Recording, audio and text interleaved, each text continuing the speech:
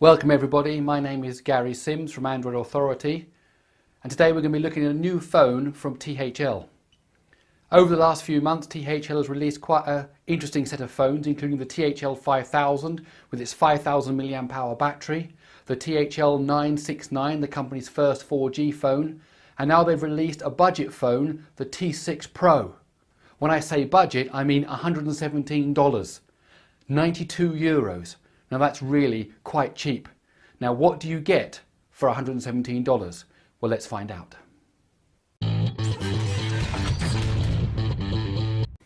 This dual SIM device comes with a 5-inch 1280 by 720 display, a 1.4 GHz octa-core processor from MediaTek, 1 GB of RAM and 8 GB of onboard storage.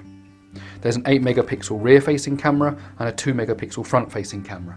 And the battery is a 1900 mAh unit. It comes pre-installed with Android 4.4 KitKat and you have full access to the Google Play Store. The T6 Pro is about the size you would expect for a device with a 5-inch display. It isn't the world's thinnest at 8.6mm, but neither is it that thick. The bezels down the sides of the display are good, but not ultra thin. Compared to say a Nexus 5, the T6 Pro is a few millimeters longer, 2mm wider, and about the same thickness. In other words, to hit this price point, the designers at ThL have made the phone's dimensions distinctly middle of the road, which is perfectly acceptable. I found the T6 Pro easy to handle and has a good grip, and it actually feels quite light. On the front is the 720p HD display with 3 capacitive buttons on the bottom, menu, home and back. Towards the front top edge is the speaker grille and the front-facing camera. Looking around the sides, the power button is on the right and the volume rocker is on the left. The power button can be easily reached with your index finger when it is held in your left hand. On the top is the micro USB port and the headphone jack. On the bottom is a small thumbnail space to help prise off the back cover. It also acts as a gap in the outer shell for the microphone. For a little bit of decoration, the phone has 2 metal bands running down each side of the phone. On the back is a slightly protruding camera lens, the LED flash, the ThL logo and the speaker grille. Since the camera protrudes from the back, then the phone is prone to rocking when placed on a flat surface. This is most noticeable when trying to type. The back cover is a matte plastic with a slight dimple effect. Overall the design is pleasing and the phone handles well. The 1280 by 720 pixel display on the T6 Pro is good considering the pricing of this phone. However, there are some negative aspects. The viewing angles are okay, but not excellent. And overall the colour reproduction can only be classified as fair.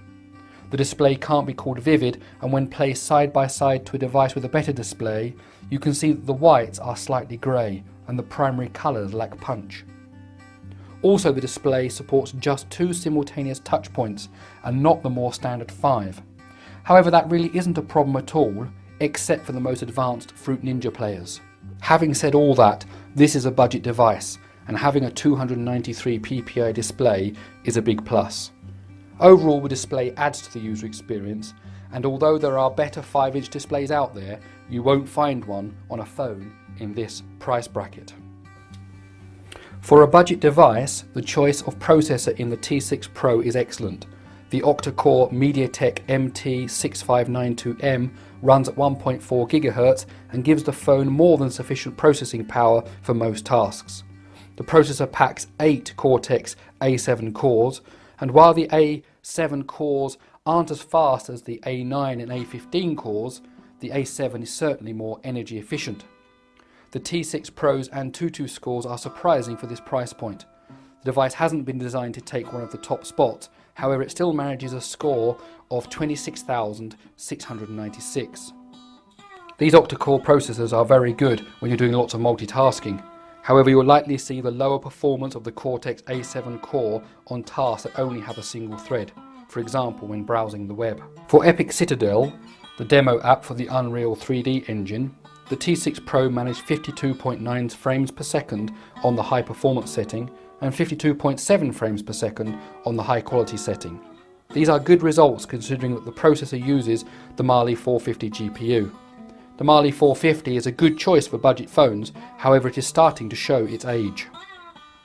ThL decided to clock the processor in this device at 1.4 GHz, rather than the customary 1.7 GHz that is often used with these octa-core MediaTek chips. That should help the battery life. My Epic Citadel test showed that the phone will handle about 3 hours of intensive 3D gaming. Simpler 2D games will likely run for much longer. YouTube will work for around 4 hours on a full charge, while watching an MP4 file stored locally will work for around 4.5 hours.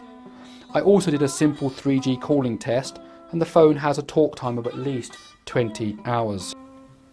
The 8 megapixel shooter on this phone is reasonable and certainly good enough for any snaps you want to take when you don't have a better camera with you. It works best outdoors, but since it has an f2.2 aperture, the indoor results are also okay. The back camera can be set to automatically extrapolate up to 13 megapixels, however it isn't the megapixel count or the aperture size that is the problem. The biggest problem is with the colours. For the most part the colours are bland. Having said that, these of course can be easily tweaked in any photo editor after the photos have been taken. For those of you into selfies, the front camera may be a little weak at only 2 megapixels, however it can also be set to extrapolate up to 8 megapixels. In terms of video, the rear camera can record at 1092 x 1088, while the front camera only records at 640 by 480. Overall the camera is good, but not exceptional. The camera app is fairly standard with features like HDR, face recognition and burst mode. If you don't like the built-in app, of course you can always install Google's default camera app from the Play Store. The T6 Pro comes with stock Android 4.4.2 with a few minor tweaks, like an extra battery setting, which enables CPU power saving mode. There is also a section in the settings to enable the multitasking window, a little always on top menu which gives you access to a few miniature apps including a notepad and a music player. The security section also features an apps permission setting which, when enabled, allows you to control which apps have permission to make calls, send MS messages, get your location and so on. Once enabled, the default permission is for each app to ask before using a restricted service. The built-in launcher is Launcher 3 from the Android open source project and not the Google Now launcher. You can install the Google Now launcher from the Play Store if you don't like the default one. This build of Launcher 3 also has some ThL custom icons. One minor point is that all the icons have a square background. This means that if you install an app with a transparent background, then it gets placed on one of these coloured squares. The device comes with full Google Play support and all the normal Google apps are available. For those Google apps not pre-installed, a quick trip to the Play Store gets you everything you need. It is worth mentioning that the 8GB of flash is divided into 2GB of internal storage and 4GB of phone storage. The 2GB partition can limit the number of apps you can install. However, the storage is expandable, and once you insert a memory card, you can set the preferred install location to the SD card.